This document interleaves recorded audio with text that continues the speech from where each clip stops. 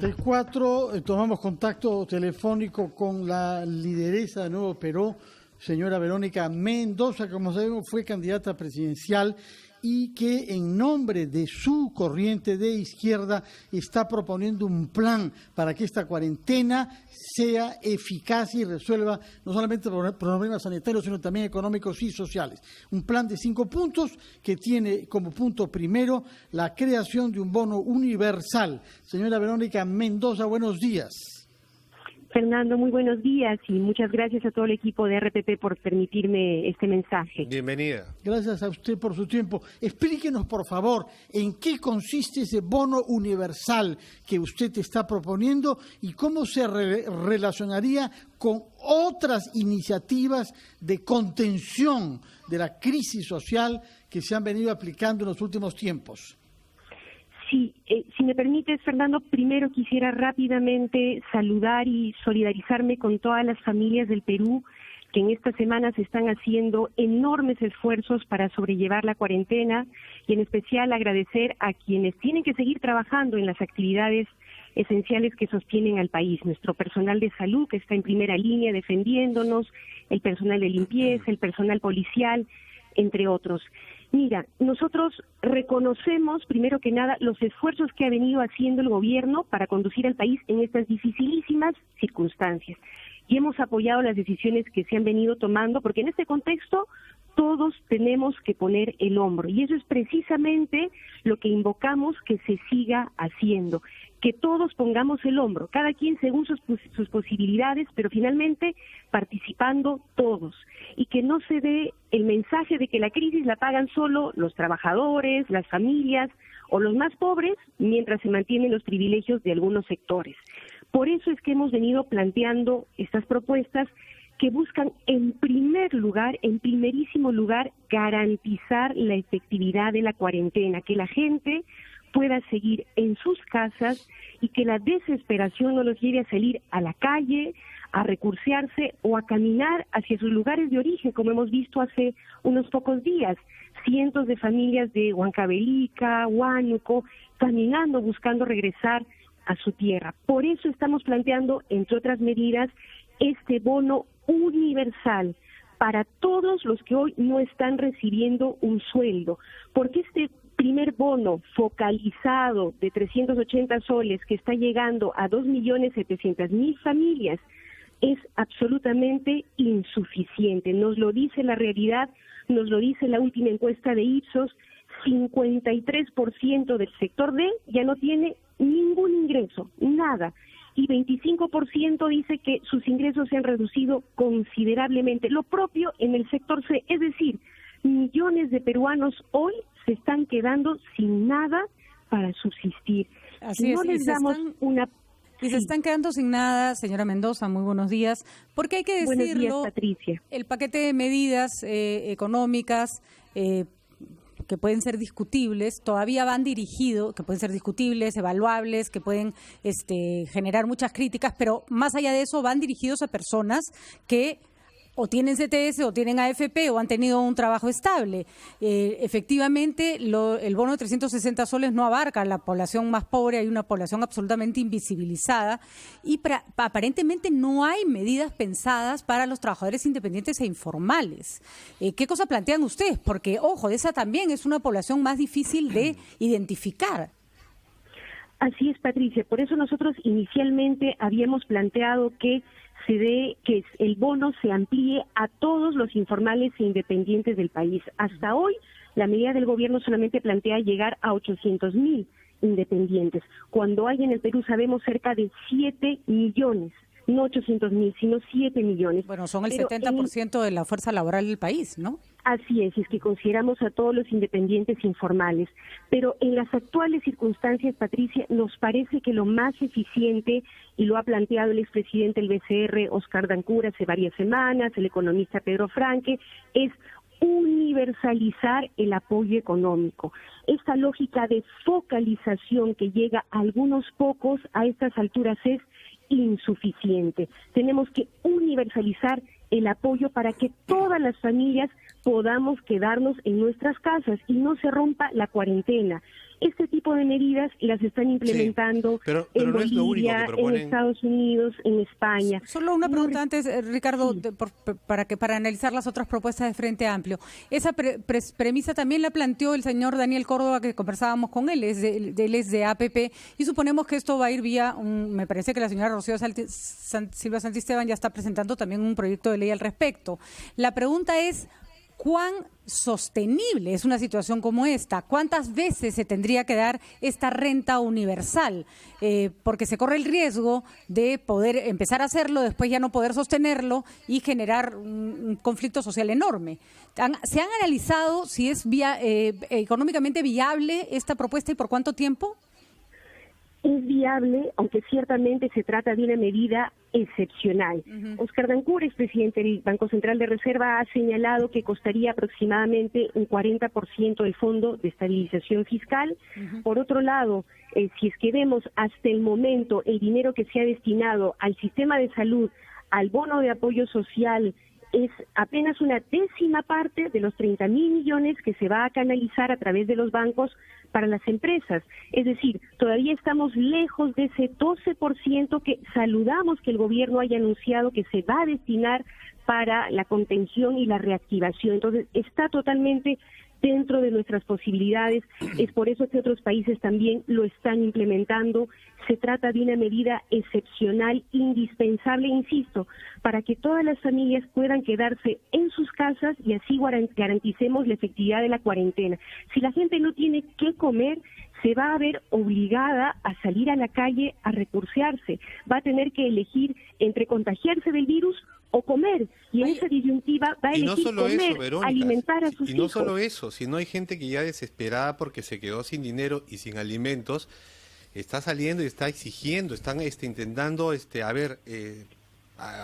saquear, digamos, las camionetas de los municipios que van a determinada zona a repartir alimentos. Por ejemplo, lo hemos visto aquí en el Callao, lo hemos visto en otras ciudades y eso es peligroso. Pero quería revisar con usted otra propuesta que sí me parece, que también me parece interesante, esa la de esos 30.000 millones de soles que el Estado ha dicho va a garantizar el acceso a un crédito baratísimo para los pequeños y microempresarios, los más golpeados.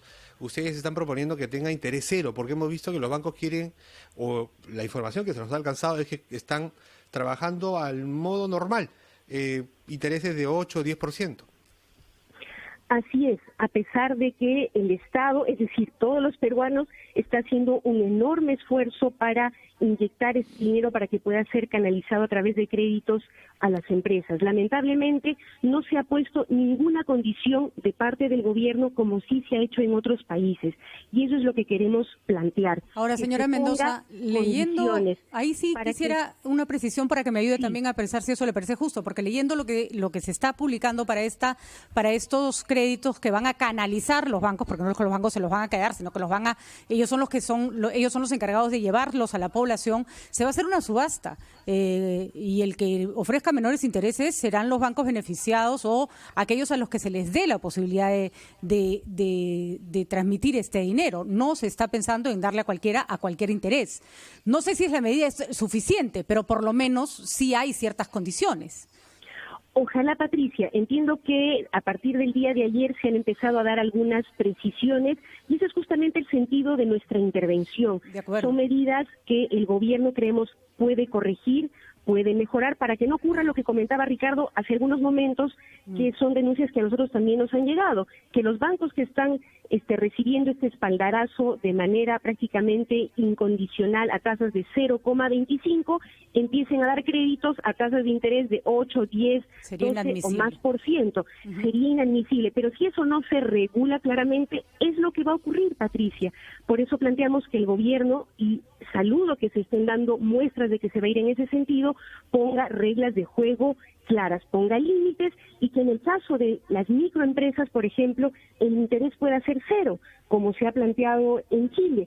Yo he leído, no sé si ustedes han podido verlo el día de ayer, un pronunciamiento de los comerciantes de Gamarra, que están ya en una situación desesperada, que saludan las iniciativas del gobierno, pero que señalan que hasta el día de hoy nada de lo que han planteado los beneficia a ellos ni a los microempresarios, 2 millones de microempresarios que son el 90% del tejido empresarial del país.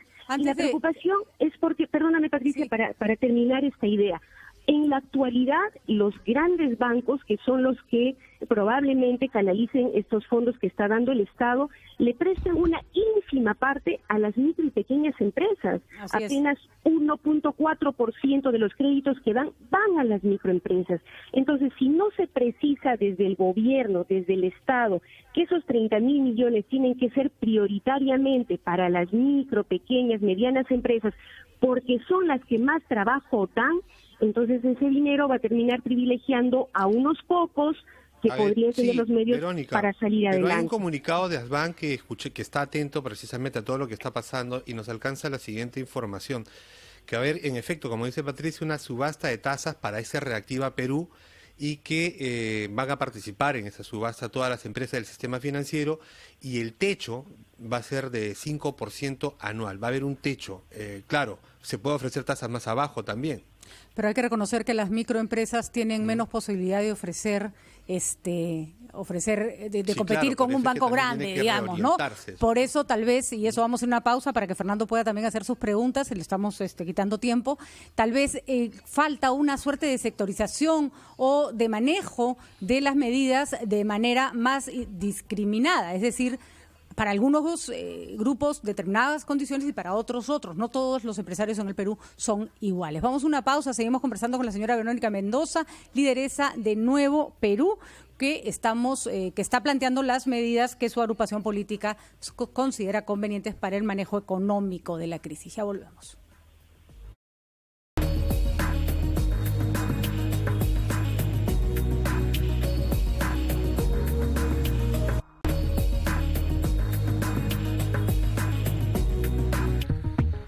Son las 8:48, estamos conversando con Verónica Mendoza, quien fuera candidata presidencial de una corriente de izquierda el año 16. Nos ha explicado su plan de 5 puntos, el principal de los cuales es la atribución de un bono universal a los que no estén cobrando salarios. Ha hablado también sobre créditos, pero hay otro punto en su programa de 5 que tiene que ver con lo que llaman el bono agrario, y eso nos importa mucho porque hay quienes, como el exministro Juan Manuel Benítez, temen que pueda venirse una crisis de la producción agraria y la alimentación en las ciudades. Siendo usted cusqueña y conociendo la realidad del agro con precisión, quisiera que nos explique cómo ve usted ahora el tema agrario y cuál es la función del bono agrario que ustedes proponen. Fernando, la verdad, con muchísima preocupación. En estos días nosotros hemos estado en comunicación con ganaderos lecheros, con productores ecológicos, con pequeños productores de Huancavelica, de Ayacucho, y todo lo que ellos nos cuentan es muy preocupante. Hasta ahora, felizmente, el abastecimiento de alimentos en nuestros mercados ha estado asegurada, pero ya los pequeños productores están sufriendo están sufriendo la cuarentena. Nos han planteado, por ejemplo, que no tienen acceso a insumos para alimentar a sus animales, no tienen acceso a insumos para el control de plagas, algunos de ellos están perdiendo sus cultivos sin poder hacer nada, atados de manos. Muchos de ellos, a pesar de que formalmente tienen la autorización para poder transitar y transportar alimentos, están siendo impedidos de hacerlo. Hace unos días recibimos, por ejemplo, la noticia de que en una provincia de Cajamarca, ganaderos lecheros habían tenido que echar al río 9.000 litros de leche porque no se los dejaban pasar, porque para empezar se demoró muchísimo en implementar un protocolo sanitario que permitiera a los pequeños productores, agricultores y ganaderos transportar sus productos. Esto se ha hecho recién, pero aún no está adecuadamente implementado, informado a la Policía Nacional, a las autoridades, para que permitan a los productores agrícolas y pecuarios transportar sus productos. Hay mucho problema, señora Mendoza, también con los ronderos, que hay que decirlo, se sienten desprotegidos, sienten que si el coronavirus entra a sus comunidades van a verse claramente afectados y entonces no dejan, cierran carreteras y no dejan el paso a los camiones. Tal vez ahí también se necesitaría presencia de la policía para conciliar una postura con otra.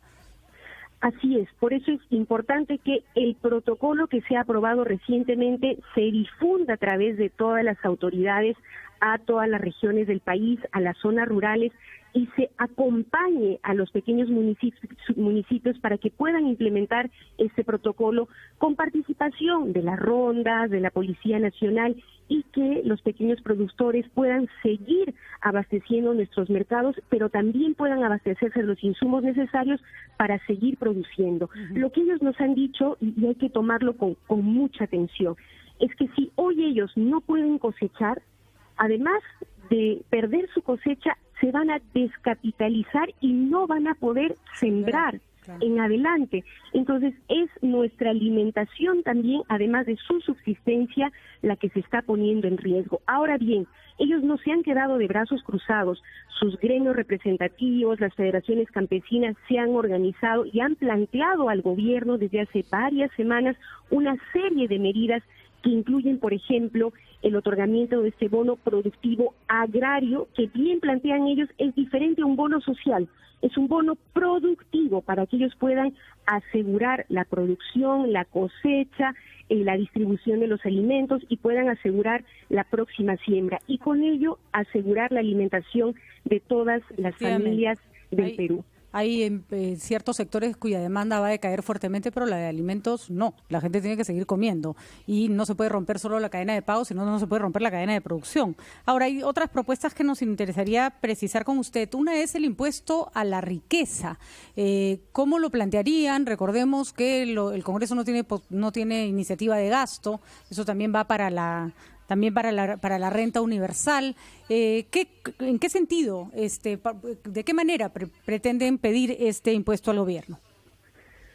El tema es que necesitamos más fondos para costear la crisis. Y una manera, obviamente no la única ni la principal, pero una manera es la de crear este impuesto a las grandes fortunas, a los multimillonarios del país, para que de manera también excepcional se solidaricen con el país y puedan dar parte de sus fortunas para costear la crisis. Esto ya existe en varios países de la región y de Europa y se está planteando en este contexto de crisis en países como Argentina u otros, ¿no?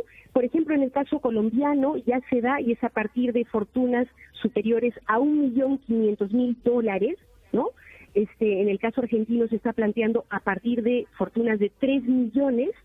Sé que hay una propuesta de ley también del FREPAP ya en el Congreso que plantea un impuesto progresivo a partir de fortunas de 1 millón de soles, ¿no? Entonces, digamos, el detalle técnico lo podemos discutir, tiene que ser ciertamente excepcional y progresivo, pero el fondo de la idea es que se dé un impuesto a los multimillonarios, a las grandes fortunas, para que contribuyan a financiar la crisis en este contexto. No puede ser más que una sugerencia a que sea una medida que tome el gobierno.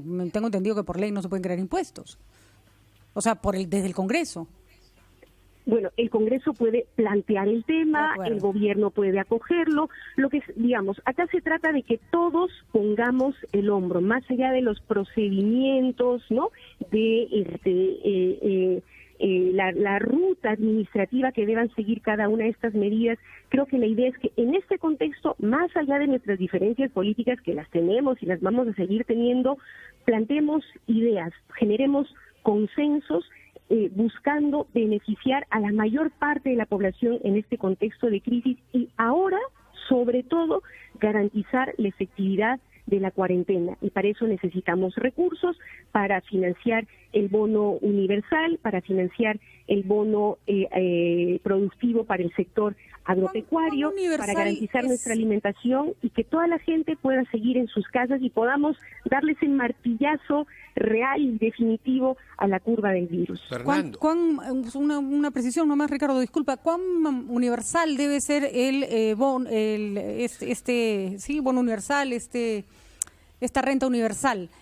¿Les tiene que dar a todos los peruanos mayores de 18 años o solo a aquellos que no tengan trabajo probado?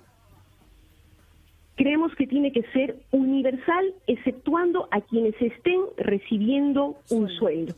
Creemos en este contexto, Patricia, que es mejor pecar por exceso que por omisión. Probablemente uno que otro que no lo necesita del todo lo va a recibir, pero es mejor esos pequeños excesos, entre comillas, que dejar, como está ocurriendo ahora, a millones de peruanos, a millones de familias sin sustento, cosa que los puede llevar a la desesperación, a las calles para tratar de recursearse o a recorrer enormes distancias poniéndose en riesgo, como hemos visto hace algunos días con estas familias de Huancavelica, de Huánuco. Evitemos eso, evitemos una situación de desesperación que nos puede llevar incluso a saqueos y cosas que no quisiéramos en nuestro país. Hagamos todos este esfuerzo. Patricia, Fernando, Ricardo, nuestro mensaje es, en este contexto, pongamos todos el hombro, cada quien según nuestras posibilidades, pero pongámoslo todos, sin privilegios, sin abusos. Entre las cosas que no queremos, sin duda, señora Mendoza, es que la unidad de nuestro país se vea amenazada. Y han habido fricciones con los gobernadores de la Mancomunidad del Sur, que han publicado un comunicado cuestionando la autoridad de la señora Pilar Macetti como jefa del Comando Antivirus. Como cusqueña, explíquenos su punto de vista sobre este comunicado de los gobernadores de la Mancomunidad del Sur. Yo creo que el gobierno tiene que seguir haciendo esfuerzos, como lo ha hecho en otros momentos, para dialogar, coordinar, concertar con los gobernadores regionales, con los municipios, con los gremios agrarios, campesinos, en la perspectiva de ir construyendo un gran frente de todos los sectores del país, en el que se escuchen todas las voces y podamos caminar a generar consenso sobre qué tipo de medidas son necesarias para enfrentar esta situación.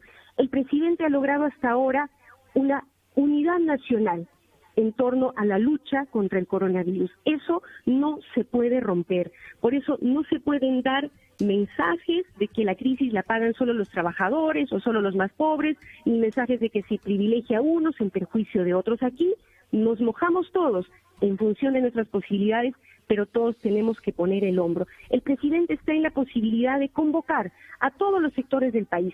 Si escucha a los gobernadores, si escucha a los pequeños productores, a las organizaciones campesinas, si escucha a los microempresarios, vamos a salir adelante, vamos a ponernos de acuerdo, porque todos queremos salir vivos de esta pandemia. Todos queremos que el país se levante luego de la etapa más crítica de esta pandemia. Entonces, es momento de que se convoque a este gran frente, nos escuchemos entre todos, definamos consensualmente las mejores medidas para salir adelante como país. Muy bien, señora Mendoza, muchísimas gracias. Creo que las propuestas están claras, son debatibles, son discutibles y lo hemos dicho antes, es momento de convocar a todas las voces y lograr consensos. A veces se siente que y vamos a decirlo con todas sus letras, ya lo hemos repetido, no sé si ustedes de la misma opinión, pero que el MEF está muy solo, está muy, de alguna manera, muy mirando hacia adentro y de pronto no escuchando distintas voces. Muy presionado por la CONFIEP, por los bancos, hay que decirlo, que tienen capacidad de llegada, capacidad de lobby que otros sectores como microempresarios o pequeños productores agrarios no tienen. Entonces, por lo menos no tienen representación en los grupos de discusión y eso es gravísimo, ¿no es cierto? Es oportunidad de escuchar a todos los sectores del país y fortalecer esta unidad nacional para salir de la pandemia y de la crisis. Ya lo hemos dicho, así como se creó un grupo que apoya al ministro de Salud, la misma tónica podría servir para el Ministerio de Trabajo y el Ministerio de Economía. Muchísimas gracias, señora Mendoza. Gracias a ustedes. Cuídense mucho, Patricia, Ricardo, Fernando. Gracias. Que la salud la acompañe. Son las 9:00 a.m. Vamos a una pausa.